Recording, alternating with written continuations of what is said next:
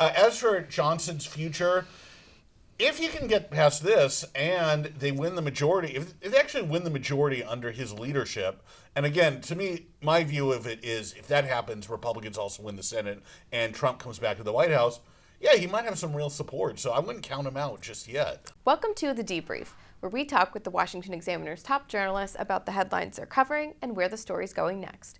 I'm Sarah Bedford, and I'm here with magazine editor David Mark. David, Speaker Mike Johnson is finally advancing a foreign aid bill in the House. Is it for real this time? We've heard this has been moving before. What's going on there? It looks like this thing is actually moving forward. This includes aid for Ukraine, for Israel, particularly after the attack by Iran, for Taiwan and the threats from China and various other places, combined with some other measures.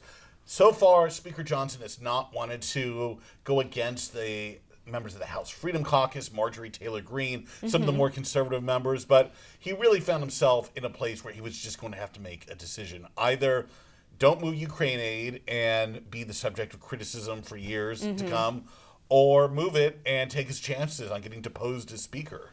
And that is now, once again, a real risk for a Republican House Speaker. You brought up MTG. She is making noise about potentially, respectfully, backing a move to take out Mike Johnson. Is that a real risk here? Well, it's a game of chicken at this point. She absolutely could try it, and she certainly would have some support. Congressman Thomas Massey, Republican of Kentucky, who's not usually very friendly to leadership. He's also on board. They suggest there's several other members, and based on everything that's happened so far, there's every reason to think that would be the case. The big question is, would Democrats come to save House Speaker Mike Johnson? He probably doesn't really like that prospect, but he has no other choice.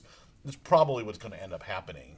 Republicans are angry at Speaker Johnson, in large part because they see him as having capitulated on the border issue, right? Do we think, one, that's going to be potentially resuscitated ever before the election, or is prospects for any sort of border legislation dead? And then two, hypothetical, let's say no border thing happens, nothing else significant happens.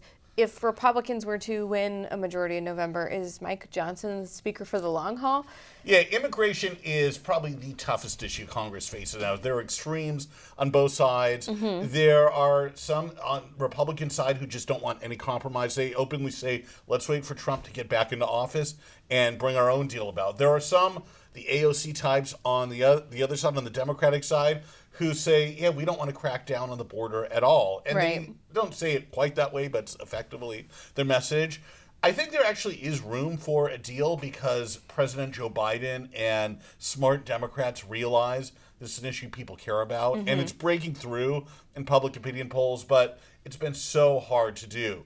If Republicans maintain the majority in the 2024 elections, I suspect that will go along with Donald Trump being reelected as president after skipping a term. So presumably they would also win the Senate at the same time. So yeah, then they would have a lot of leverage to do it, but lots can happen between now and then. Are Mike Johnson and Donald Trump allies? Are they buddies? Like, would Donald Trump want a Republican Speaker, Mike Johnson, or would he prefer someone else that's maybe more closely associated with him? Yeah, allies would be overstating it. I don't know if there's any real ally of Donald Trump. It's kind of like in international relations when it comes to sharing intelligence. As the saying goes, there are no allies, there are only interests, and sometimes interests overlap with other countries, and that's how it is in Congress, too.